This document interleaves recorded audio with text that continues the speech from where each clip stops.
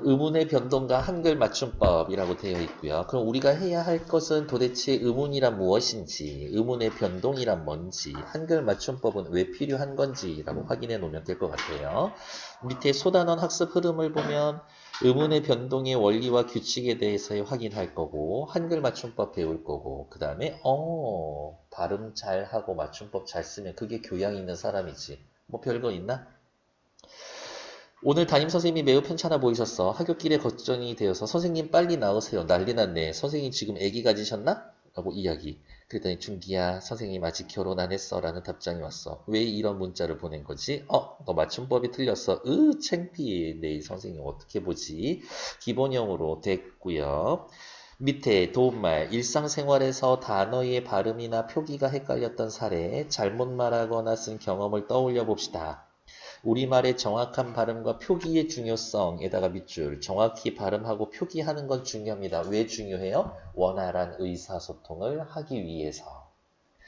의문 변동과 맞춤법의 한글 맞춤법의 원리 및 규칙에는 무엇이 있는지 생각해 볼 겁니다. 다음 페이지. 시작해 봅시다. 일단은 전체적으로 정리를 하는 거예요. 난 네가 무슨 말 하는지 모르겠는데요. 괜찮아. 조금만 참으면 뒤에서 슬금슬금 확인할 거니까요. 시작해 봅시다. 의문의 변동이라고 나와 있죠. 시작할게요. 의문의 변동이란 의문의 변동에 대해서 얘기해 줄 건가 보다. 네모. 어떤 의문이 그것이 놓이는 환경에 따라 다른 의문으로 바뀌어 소리나는 현상을 말합니다. 어떤 의문이 그것이 놓이는 환경에 따라 다른 의문으로 바뀌어서 소리나는 현상. 선생님, 저는 의문이 뭔지 정확히 모르겠는데요. 알겠습니다. 의문에다가 동그라미. 의문이 뭐예요? 라고 물어보신다면 뜻을 구별하는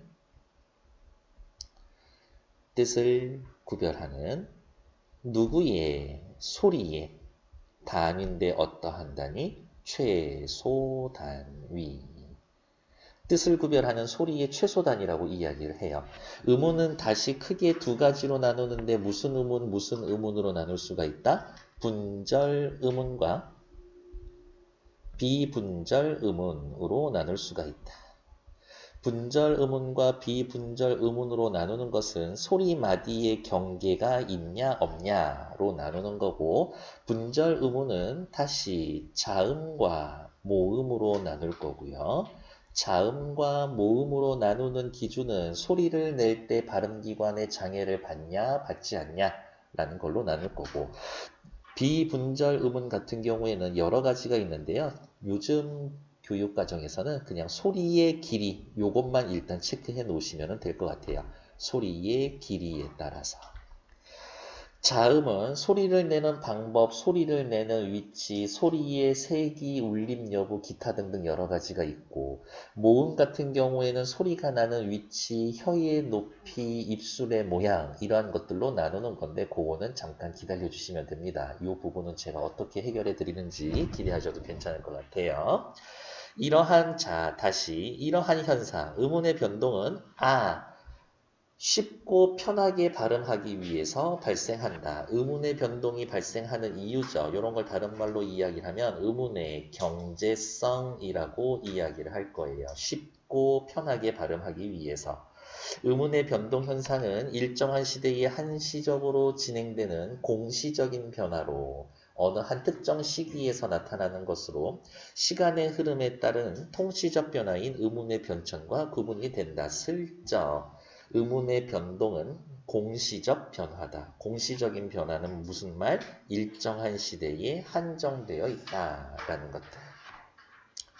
자, 여기까지 한 17줄, 6줄 정도 읽었었는데요. 여러분들이 체크해야 할 개념들은 의문의 개념이 무엇인지, 의문의 변동이란 무엇인가, 의문의 변동이 일어나는 목적은 뭐예요? 라는 것 정도 확인해 놓으시면 될 것 같아요.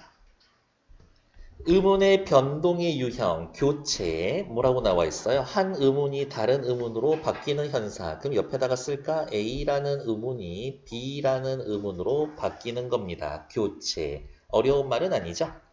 밑에 확인할게요. 교체에는 여러 가지가 있는데 체크합시다. 첫 번째, 음절의 끝소리 규칙. 음절 끝에는 그느드르 무브으 요렇게 7개의 소리 이외에 자음이 오면 7개의 자음 중 하나로 바뀌어서 발음되는 현상.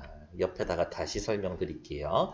음운의 변동에서 음운절의 끝소리 규칙은 이런 거지. 글씨가 있어요. 글씨를 쓸 때에는 다 쓸 수 있지. 우리말은 초성, 중성, 종성 이렇게 나눠 쓸 수가 있고 혹은 우리나라 글자는 이렇게 생겼다고 초성, 중성, 종성 이렇게 생겨 있는 거지. 하지만 여기 받침에 쓸 수 있는 건 정말 아무거나 다 쓸 수 있어. 진짜 개나 소나 어떤 식으로 기역부터 히읗까지 다 쓰지. 쌍기역도 쓰고요. 쌍시옷도 쓰고요. 하지만 얘네들을 발음을 읽을 때 이렇게 발음기호 안으로 들어왔었을 때에는 종성에서 나는 글자는 몇 가지만 7개 중에 하나로만 발음이 됩니다. 그 7개가 누구다? 그느드르 무브으 가느다란 물방울 이렇게 확인해 놓으시면 돼요. 예를 들면 이런 거지. 숲 이렇게 써놓으면 실제 발음이 되는 거는 어떻게 된다? 숲 이렇게 발음이 됩니다. 라는 것. 박이라고 써놓지만 실제 발음이 되는 거는 박 이렇게. 그리고 그느드르 무브으 가느다란 물방울 얘네들을 음절의 끝소리에 오는 대표음이다. 이러한 말을 하는 거니까 용어 정도는 기억해 두시자. 오케이. 자, 계속 또 이어서 갈게요.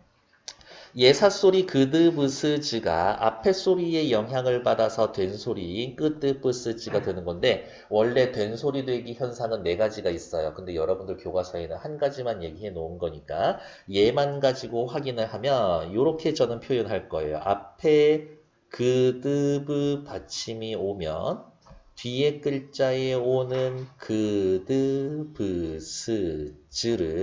무엇으로 바꿉니까? 된 소리 끄드브스즈로 바꾸는 겁니다. 끄드브스즈 얘네로 바꿀 거예요. 얘네들이 된 소리 되기 현상. 3가지가 더 있다. 다음 국외음화는요. 밑에 또 확인해 볼게요. 끝소리 드트가 이나 반모음 이로 시작되는 형식 형태소를 만나 즈츠로 바뀌는 겁니다. 일단 미리 체크. 이로 시작되는 형식 형태소. 아마 이 부분이 시험 문제의 포인트가 될 것이다. 그래서 국외음화는 또 그냥 저는 이렇게 이야기를 할 거예요. 뭐라고 할 거냐. 드트가 뒤에 형식 형태소 이를 만나면 DT로 발음이 돼야 되는데 DT라고 하지 말고 지치라고 발음해 주세요. 이거죠.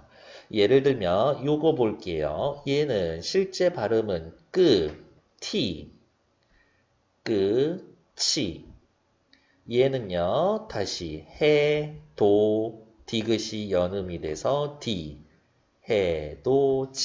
라고 확인하는 거고 실제 제일 중요한 포인트는 어디다? 뒤에 오는 해도지의 얘네들이 형식 형태소다. 뜻이 없는 아이들이라고 확인해 놓으면 될 것 같아요. 그러면 형식 형태소 말고 다른 아이들이 오면은 뭐 무슨 일이 벌어지나요? 네, 그때는 보통 니은 첨가가 일어날 건데 오케이, 잠시 대기. 다음 탈락. 한 음운이 없어지는 현상이라고 되어 있고요. 옆에다가 이렇게 쓰시면 되겠네. 탈락. A, 어떠한 특정한 음운, A라는 음운이 있었는데 그것이 사라져 버립니다. 이렇게 공영 형태라고 해서 소리가 나지 않습니다. 라는 것들. 밑에 볼게요. 자음군 단순화라고 되어 있고요. 여기에서의 군은 물이에요. 물이. 떼지어 있습니다. 자음이 떼지어 있습니다. 그런 애들은 단순하게 발음을 할 거예요. 이거죠. 자, 옆에 닭이라고 쓰여져 있는데요. 칠판 잠깐만 봐주시면 자, 질문. 닭은 음운이 몇 개가 있나? 음운의 개수를 세세요라고 하면 자음 모음의 개수를 세면 됩니다. 자음 모음 개수 총 몇 개예요? 1개, 2개, 3개, 4개. 이건 음운의 개수 4개입니다.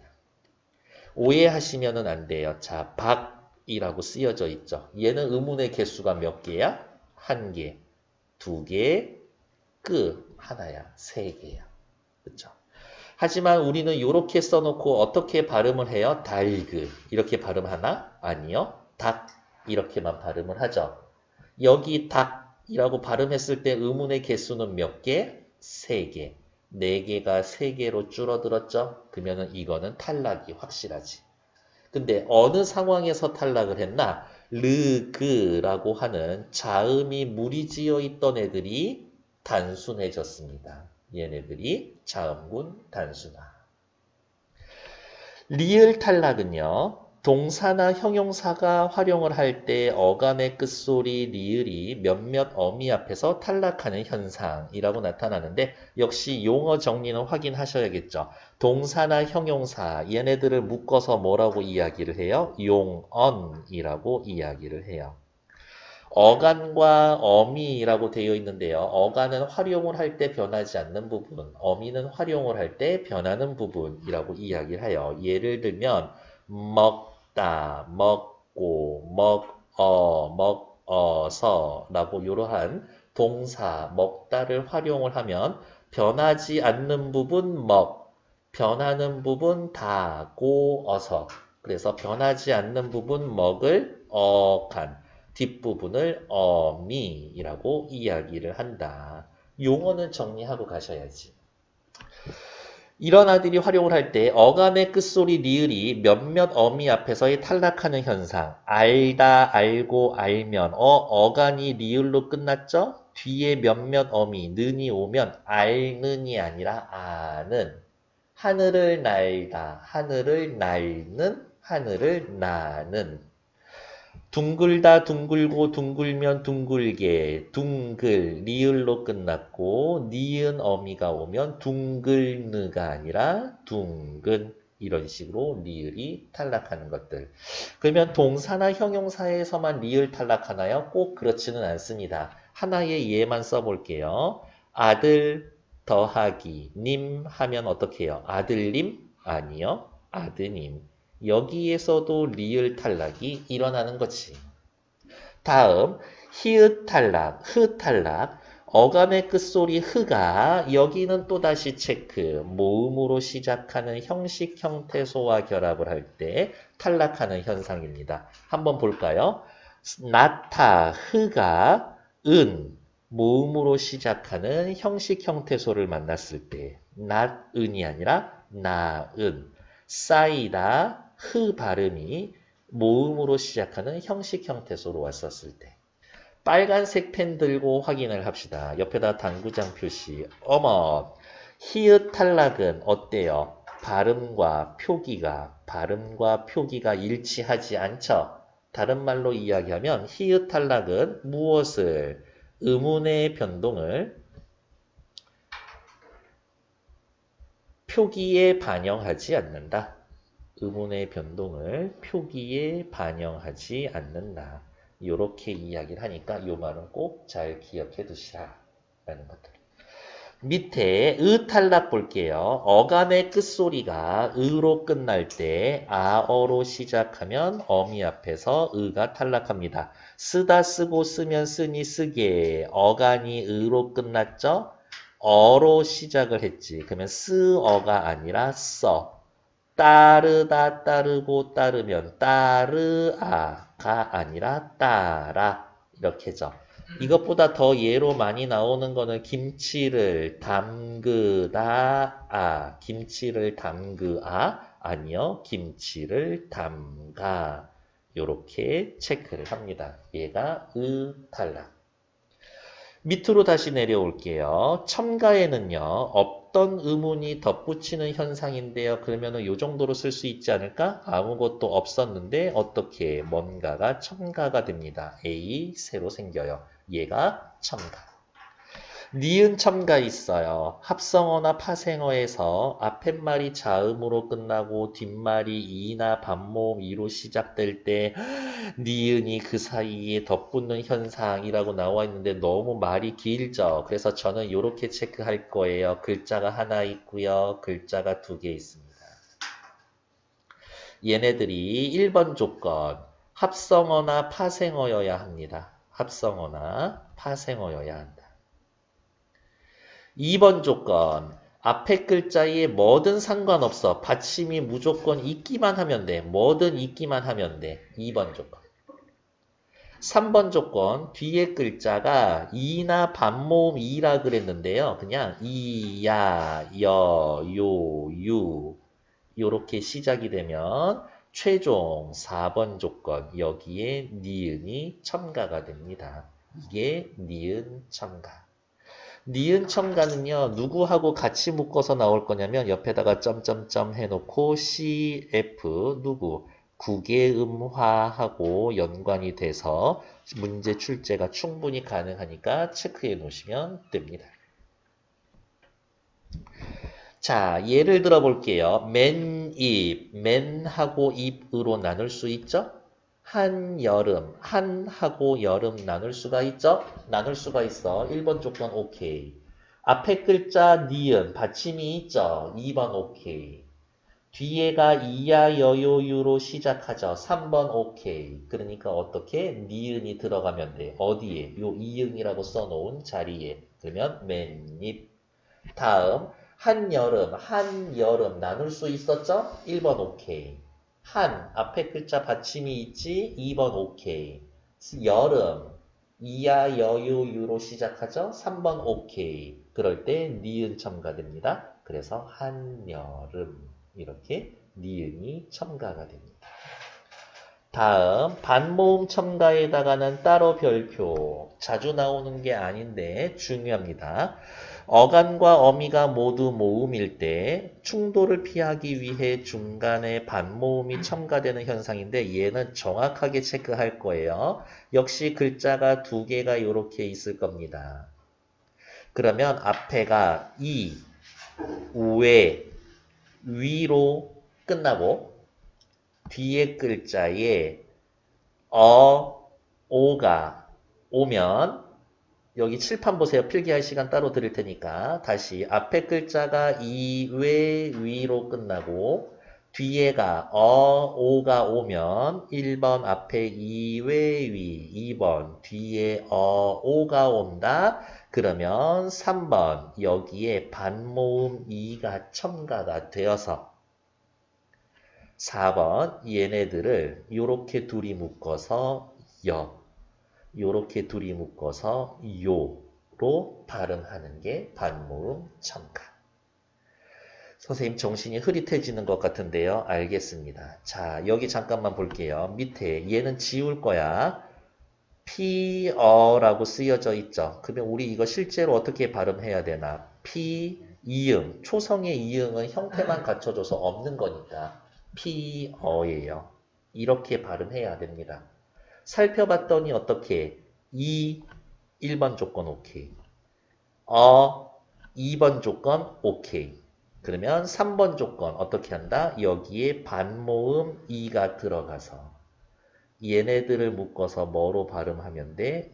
여로 발음하면 된다고. 그래서 최종 발음은 피여 요렇게 발음되는 것. 이게 반모음 첨가.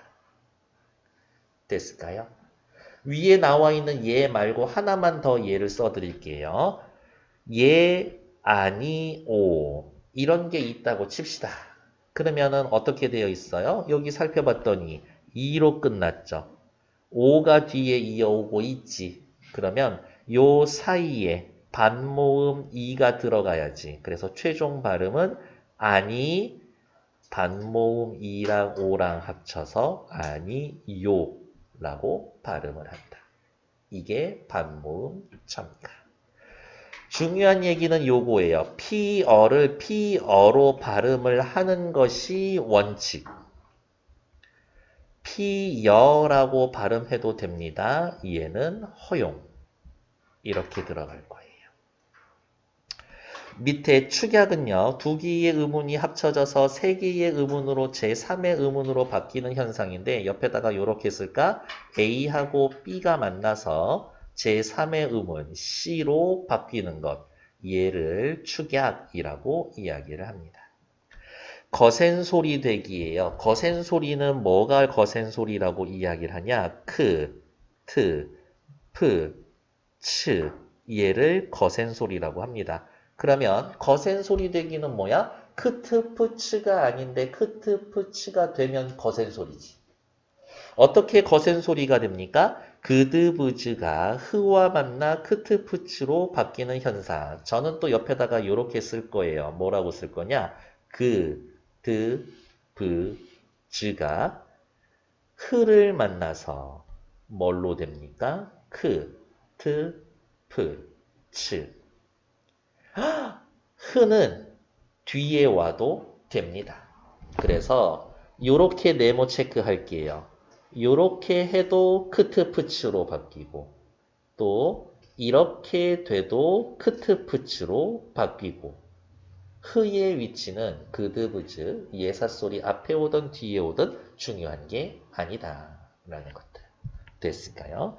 옆에 나와 있는 부분들 됐고 의문의 변천, 의문의 종류는 아까 제가 말씀드렸고 합성어, 파생어 됐고요. 의문 변동이 일어나는 이유, 경제성을 높이기 위해서 요거 다 말씀드렸습니다.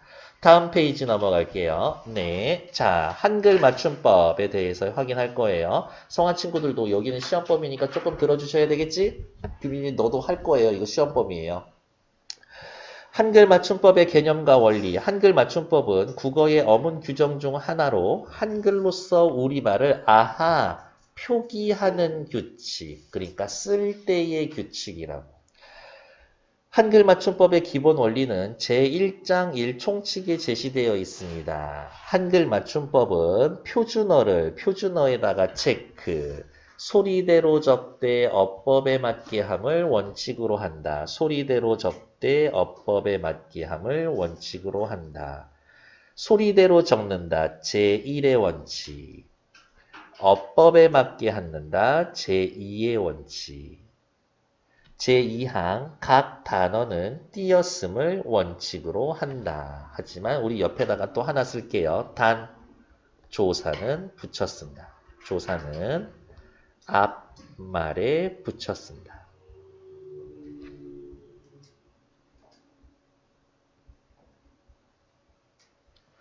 선생님 전 단어가 뭔지 모르는데요. 그럴 수 있지. 자, 단어는 밑에다가 씁시다. 단어는 뭘 단어라고 이야기해요? 우리말에서 혼자 쓸 수 있는 말, 자립성이 있는 말, and 그 말에 붙여 쓰는 말이라고 했는데 길어? 조사. 조사는 혼자 쓸 수 없지만 단어 취급해 줍니다. 비교적 다른 말과의 결합이 자유롭고 우리말의 특징을 잘 드러내고 있기 때문에 시작해 볼게요. 1번 소리대로 적대. 저거는 무슨 말이냐? 표준어를 소리대로 적는다라는 것은 밑줄 표준어의 발음 형태대로 적는다라는 뜻이다. 선생님 이 말도 어려운데요. 그러면은 요거는 어떨까? 소리대로 적는다라는 건 표기와 발음이 일치하면 똑같으면 그거를 소리 나는 대로 적는다라는 겁니다. 구름, 나무, 놀다, 달리다. 어때요? 쓰는 거랑 발음이랑 똑같지? 그러면 표준어를 소리대로 적었다. 소리대로 적는다라는 원칙만을 적용하기 어려운 경우가 있어서 어법에 맞도록 한다라는 하나의 원칙이 또 붙어 있습니다. 어법에 맞도록 한다. 밑줄. 어법에 맞도록 한다라는 것은 목적이 따로 있어요. 뭐라고? 뜻을 쉽게 파악하기 위해서. 형태소의 본 모양을 밝혀 적는다. 이 부분들. 그러면 또 옆에다가 쓰셔야 되겠네. 뭐라고 쓸까? 소리대로 적는다. 어법에 맞도록 적으면 어떻게 무슨 일이 벌어지냐? 어법에 맞도록 적으면 표기와 발음이 일치하지 않게 됩니다. 표기와 발음이 일치하지 않게 됩니다. 여기 볼까요? 이렇게 써놨는데 실제 발음은 꽃이 이렇게 썼지만 꽃을 이렇게 썼지만 꽃에 어때요? 표기와 발음이 일치하지 않죠. 왜 이런 짓을 했을까? 라고 물어보신다면 대답은 이거죠. 꽃이라는 형태소와 을, 라고 하는 조사, 형식 형태소의 원형을 밝혀 적어 놓은 것이. 왜 이런 짓을 합니까?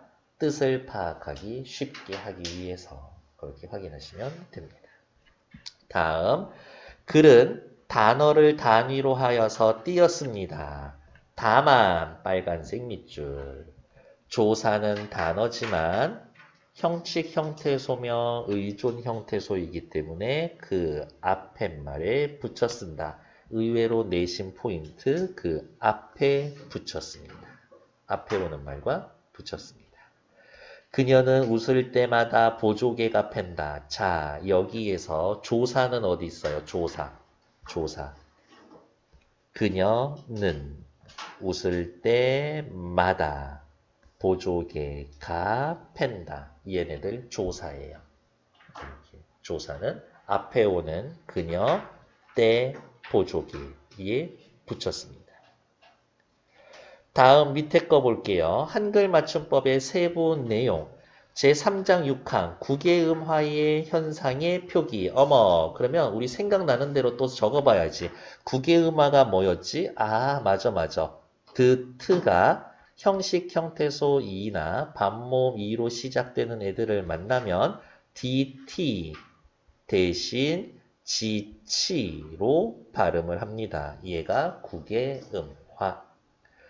드트 받침 뒤에 종속적 관계를 가진 이나 히가 올 때에는 드트가 즈츠로 발음이 되더라도 드트라고 적습니다.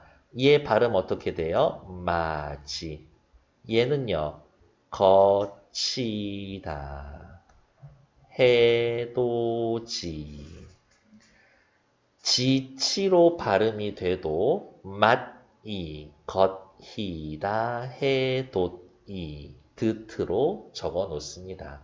이 말을 더 쉽게 이야기할까요? 국외음화 현상의 표기. 아, 그럼 이렇게 적어야 되겠네. 뭐라고? 국외음화는 의문의 변동을, 국외음화는 의문의 변동을 표기에 반영한다, 하지 않는다. 표기에 반영하지 않는다. 이 말이 중요한 겁니다. 다 쓰는 거예요. 국외음화는 의문의 변동을 표기에 반영하지 않는다. 다음 제3장 10에서 11항 두음법칙의 표기. 한자음 녀뇨뉴니가 단어의 첫머리에 올 때에는 두음법칙에 따라 여요유이로 바꾼다. 녀, 자, 년세, 닉명.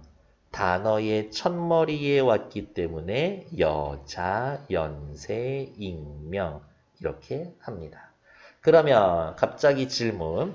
녀뇨뉴니를 두음법칙에 따라서 여요유이로 적는다라는 건 교체 탈락 축약 첨가 중에 누구야? 니은이 없어졌잖아요. 그쵸? 그러니까 이거는 탈락이지. 얘는 탈락이야. 녀뇨뉴니를 여요유이라고 쓰는 건 탈락이야. 다음 한자음 랴레레료류리를 단어의 첫머리에 올 때에는 어떻게 쓴다? 야, 예, 여, 요, 유, 이로 적습니다. 선량하다, 량, 룡, 리에 첫머리에 오기 때문에 양, 용, 예. 그러면 얘도 랴레려료류리 야예, 여요, 유이. 얘도 어머, 의문의 변동으로 따지면 탈락에 해당되는 거겠구나. 얘가 두음법칙. 졸려 죽겠죠? 아침 이 시간은 쉽지 않다는 거 알고 있습니다. 네. 밑에 띄어쓰기 빨간색으로 밑줄. 조사는 그 앞에 말에 붙였습니다. 조사는 그 앞에 말에 붙였습니다. 의존명사는 띄어쓴다. 의존명사 띄어쓴다. 밑줄. 의존명사가 뭔데요, 쌤? 이라고 물어보신다라고 하면 단어 내에서 실질적인 뜻이 있어서 뭐 명사의 구실을 하지만 어떻게 해요? 혼자 쓸 수가 없어. 자립성이 없어.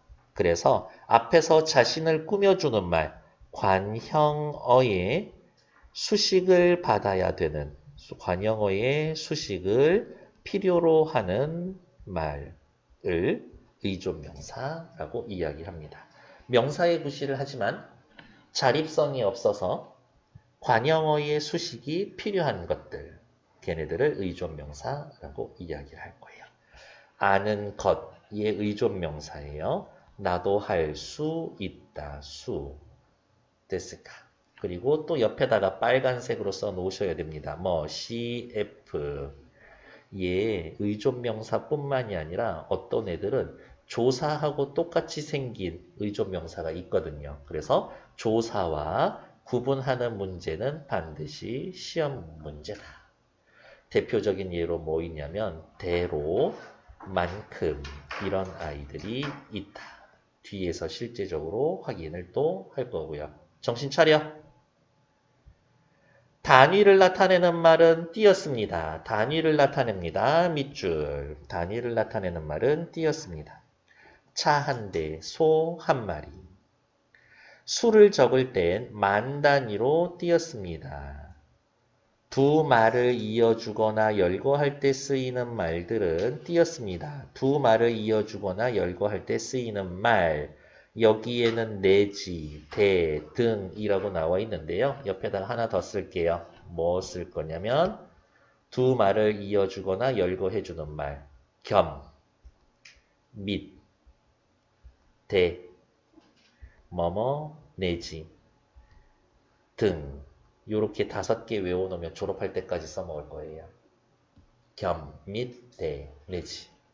얘는 앞에 말과 띄었습니다. 보조용어는 띄었음을 원칙으로 하되 경우에 따라 붙였음도 허용한다. 요 조항은 다시 따로 별표. 보조용어니 뭔데요? 라고 이야기를 하면 앞에 오는 실질적 의미를 지니고 있는 본용어의 의미를 제한하거나 추가해주거나 한정해주거나 부정해주는 용언, 얘네들을 본용언. 선생님 개념이 너무 어려운데요. 오케이, 요렇게 생각하자. 얘 동사나 혹은 형용사야. 동사 아니면 형용사야.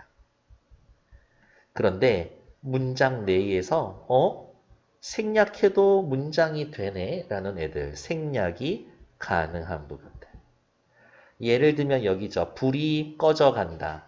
불이 간다? 안 돼. 불이 꺼진다. 얘는 돼. 꺼져는 반드시 필요하지만 간다는 없어도 된다고. 그래서 앞에 오는 꺼져, 생략이 불가능해. 그래서 꺼지다, 본용언. 꺼지다, 본용언. 간다, 보조용언. 그래서 원칙은 띄어 쓰는 게 원칙이지만 붙여 쓰는 경우도 허용을 합니다. 또 옆에다가 CF 하지만 보조용어임에도 불구하고 반드시 띄어 쓰는 경우도 있다. 반드시 띄어 쓰는 경우도 있다. 그러니까 당연히 보조용어임에도 불구하고 붙여 쓰냐 띄어 쓰냐 라는 것들이 시험 문제가 되겠지. 아니 그럼요. 됐고요. 오른쪽에 좀 꼽살이 있는 애들 한번 살펴보도록 할게요. 국어의 어문 규정, 됐어, 패스, 한글 맞춤법의 역사, 통과. 이거 어이없는 얘기인데 요거 있죠. 이거 시험 나온 학교가 있어요. 성함고. 이 시험 문제였었어, 이게.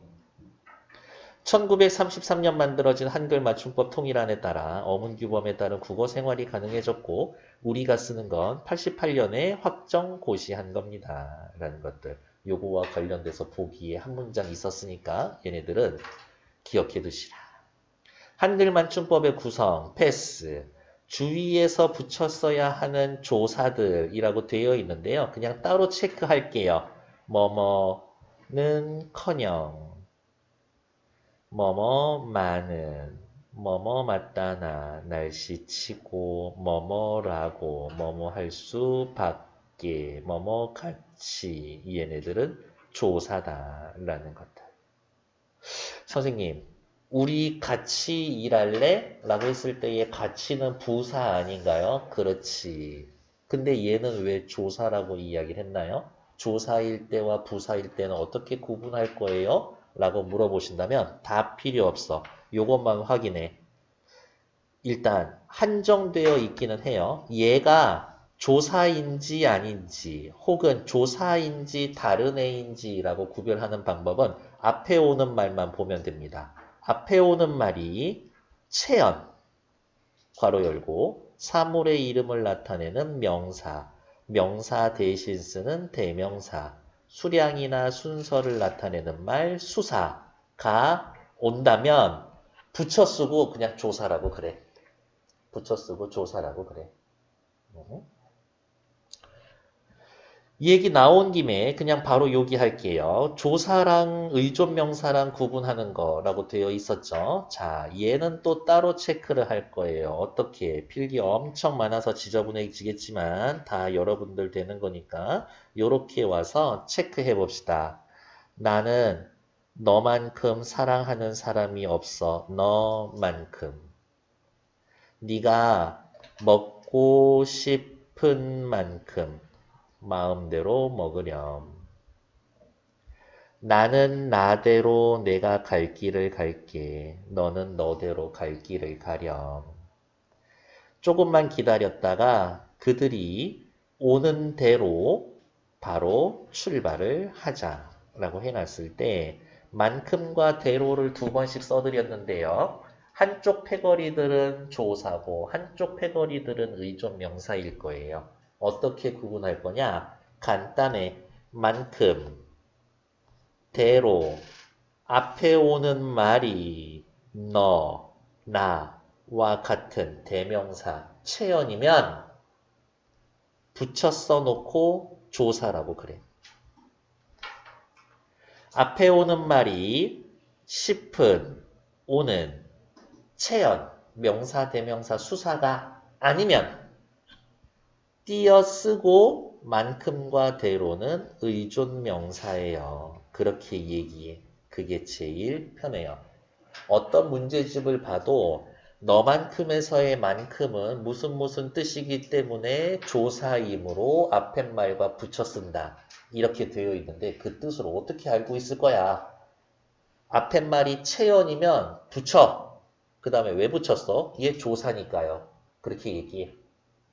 앞에 말이 체연이 아니면 띄었어. 왜 띄었었어? 얘 조사가 아니라 의존 명사니까요. 그게 더 확실한 거예요. 문제 풀 때도 그렇게 풀 거예요. 다음 밑에 나와 있는 것들 됐고요. 288, 289 두 페이지 꼼꼼하게 읽어보시는데 딱 3분 드릴 거예요. 시작!